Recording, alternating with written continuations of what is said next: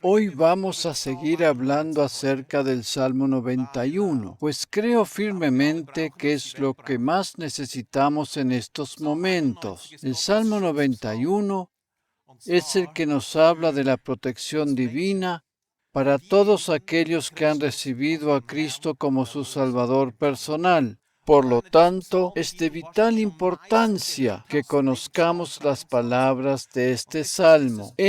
Junto con el Salmo 23, es uno de los salmos más conocidos por todos los cristianos. Precisamente por eso es muy importante que meditemos en él para descubrir sus tesoros. Justamente por el hecho de ser uno de los salmos más conocidos, tendemos a pasar por alto sus tesoros escondidos y no somos realmente conscientes de su singularidad. Podríamos decir que de todos los salmos que encontramos en la Biblia, este es uno de los más especiales.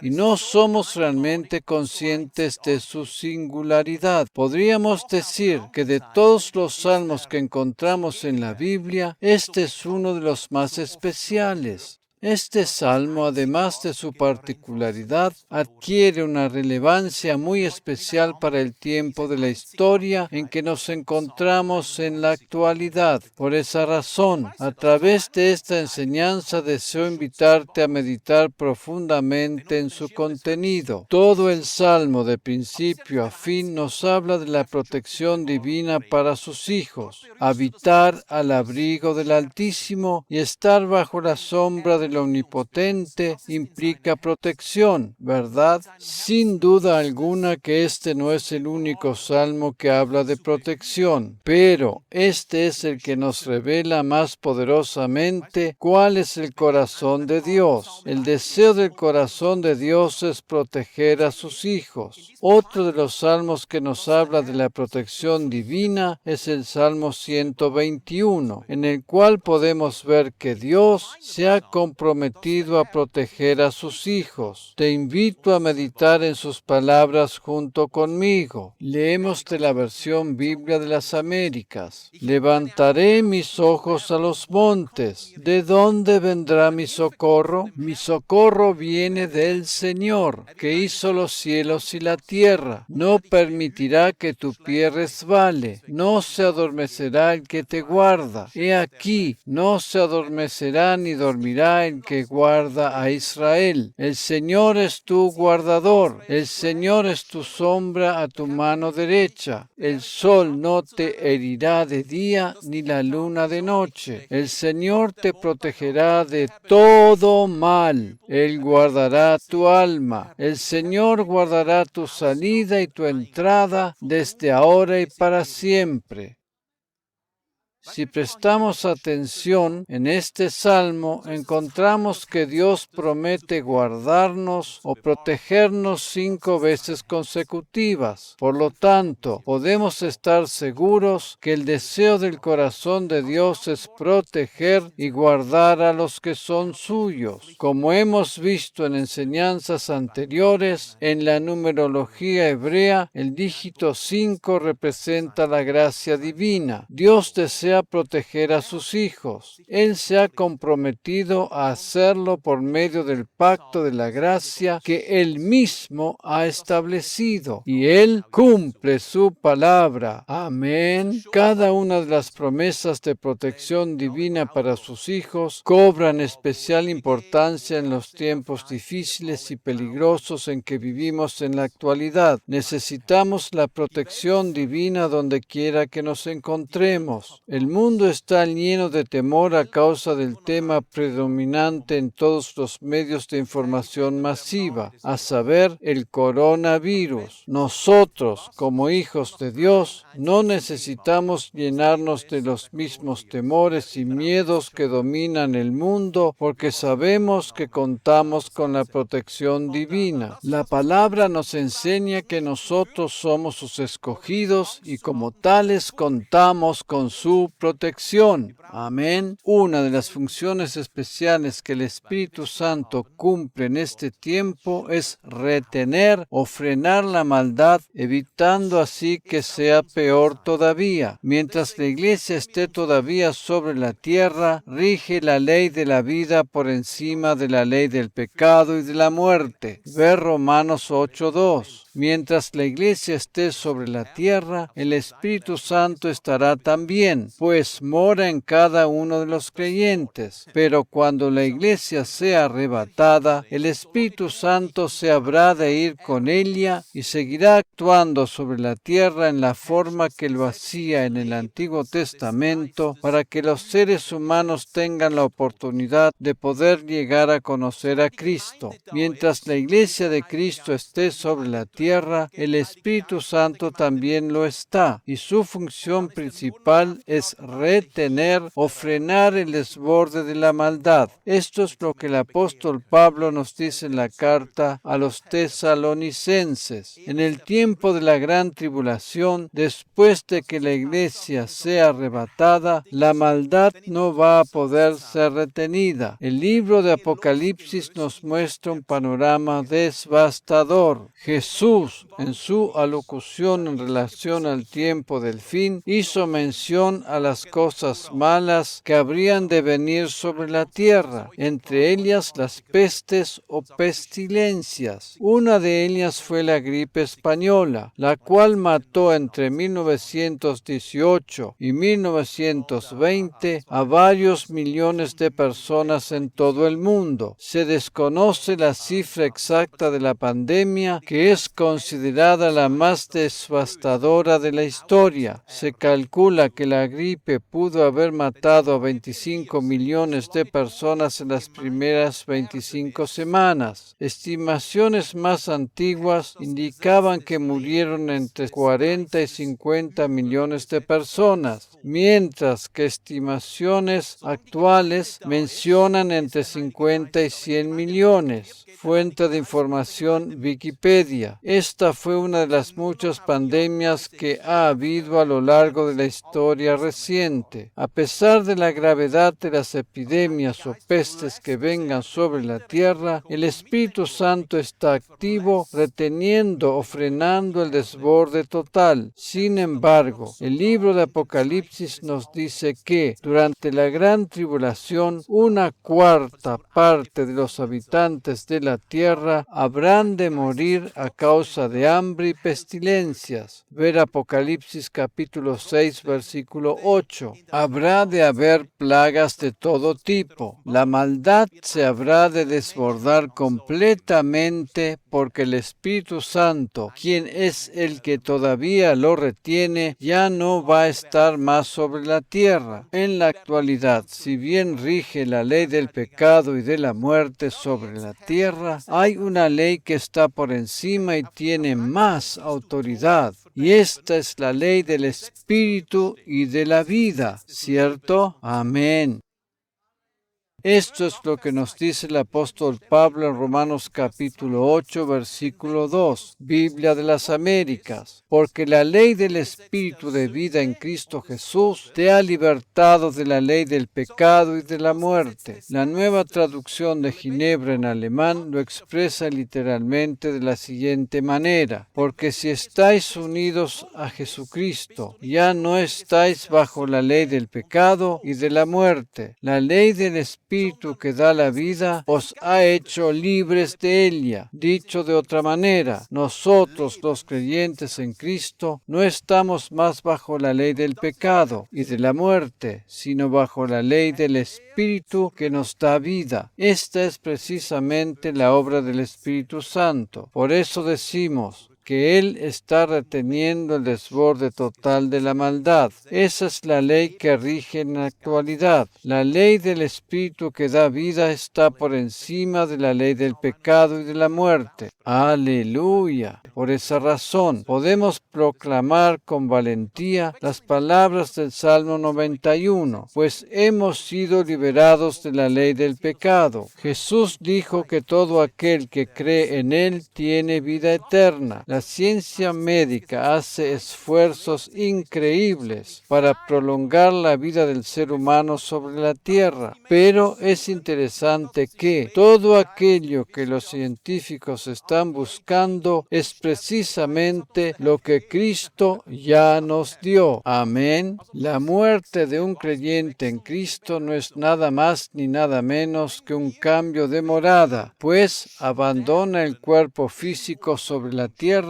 para trasladarse a la presencia de Dios y seguir viviendo. El creyente que parte de esta tierra se traslada a otro lugar o morada celestial para seguir viviendo allí. Algunos piensan que cuando el creyente abandona la vida en este mundo, permanece dormido esperando el momento de la resurrección final, pero esto no es así. Cuando la Biblia hace mención a aquellos que duermen, ver 1 Tesalonicenses 4:15, se refiere solo a la parte física, o sea, a que el cuerpo mortal está en una posición de espera hasta el momento en que sea transformado en inmortal, pero de ninguna manera se refiere a la persona misma, la cual sigue viva en el espíritu. El alma y el espíritu del ser humano que ha partido de este mundo prosiguen su vida en la presencia de Dios y están esperando recibir el cuerpo inmortal. Por eso, repito, este dormir al que se refiere el apóstol Pablo tiene que ver con el cuerpo físico que se encuentra en el sepulcro. Cuando llegue el momento de la resurrección, este cuerpo físico que está durmiendo en el sepulcro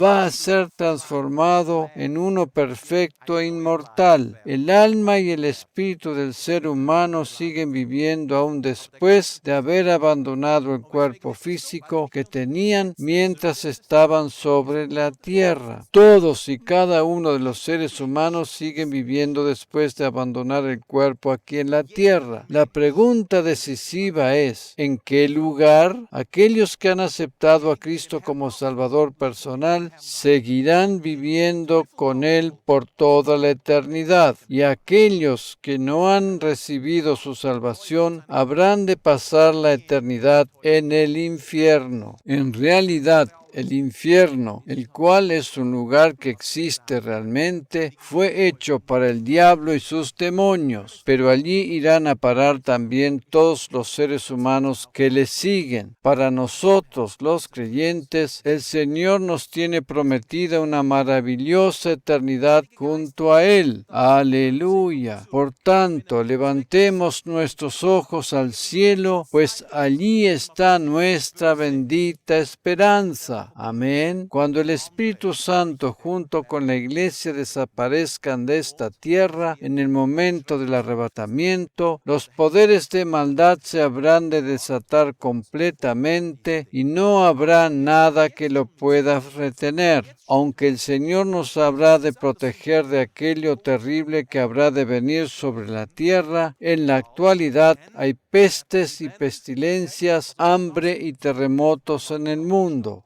Jesús, en su alocución en cuanto a las señales del fin, dijo que estas calamidades serían solo el principio de los dolores. Estamos transitando los últimos días de la historia y Jesús vendrá pronto a buscar a los suyos. Amén.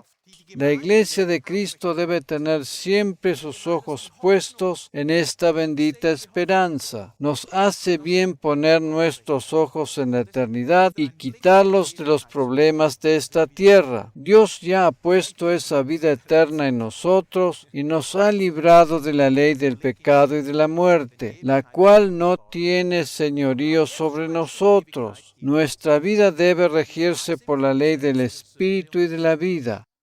El Salmo 91 está lleno de vida y de esperanza. Es interesante notar que en el original hebreo este salmo comienza y termina con la letra Jod. En enseñanzas anteriores habíamos visto que la letra hebrea Kaf, la cual equivale al número 20, es representada por la palma de una mano.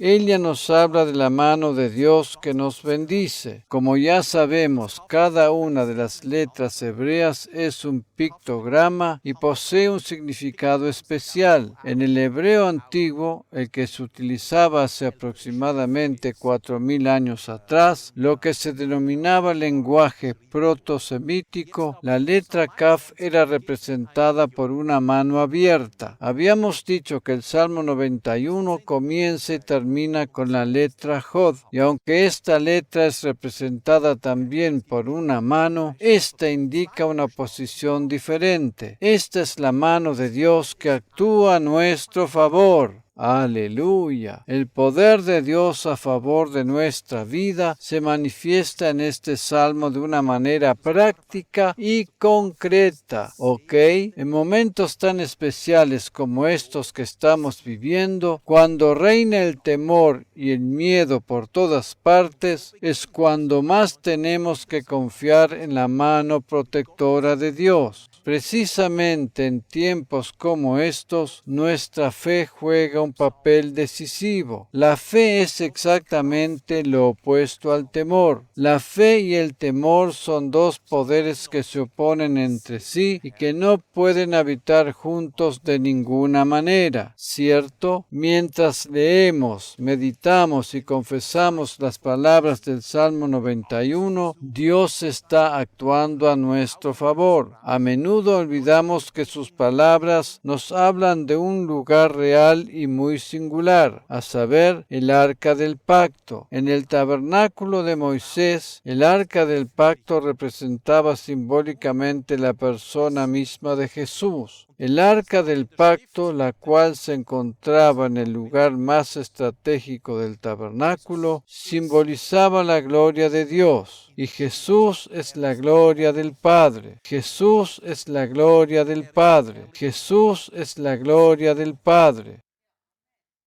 El Salmo 91 nos habla de ese lugar. Por lo tanto, podemos decir que el Salmo 91 nos habla de la persona de Jesús. Repito, podemos afirmar que el Salmo 91 nos habla de la persona de Jesús. Nos habla de la persona de Jesús. Amén. Repito nuevamente, podemos decir que el Salmo 91 nos habla de la persona de Jesús. El contenido del Salmo 91 no tiene que ver con simples palabras escritas en un libro, sino que se trata de la persona misma de Jesús. Y esto es precisamente lo que lo hace tan especial y particular. Vamos a considerar los dos primeros versículos. Versión Biblia de las Américas. El que habita al abrigo del Altísimo morará a la sombra del Omnipotente. Hay que tener en cuenta que la palabra de Dios es inspirada por el Espíritu Santo. Por lo tanto, ya en el primer versículo, Él nos revela la persona de Jesús, ¿cierto? Jesús estaba sobre la tierra y allí actuaba y manifestaba su poder, pero su verdadera vida se desarrollaba en el cielo, pues su mente estaba puesta en su Padre todo el tiempo. Por lo tanto, Él mismo era quien habitaba en el escondedero del Altísimo y moraba bajo la sombra del Omnipotente. Y el versículo siguiente nos muestra sus pensamientos. Diré yo al Señor, refugio mío y fortaleza mía, mi Dios en quien confío. Biblia de las Américas.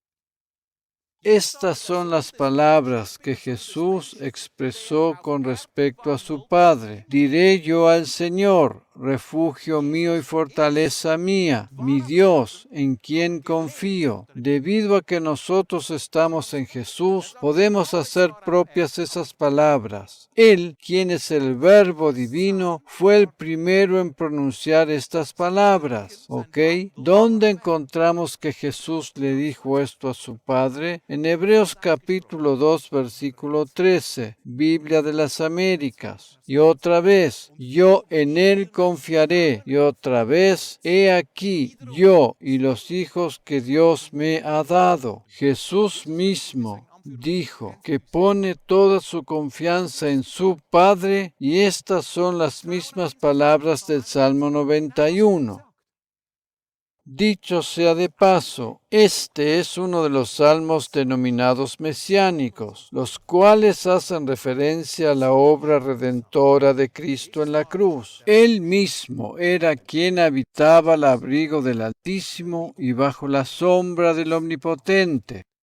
¿Recuerdas la ocasión en que el diablo tentó a Jesús en el desierto? Le tentó precisamente utilizando las palabras del Salmo 91. En el Evangelio de Lucas, capítulo 4, y en los versículos 9 al 11, leemos lo siguiente de la versión Biblia de las Américas.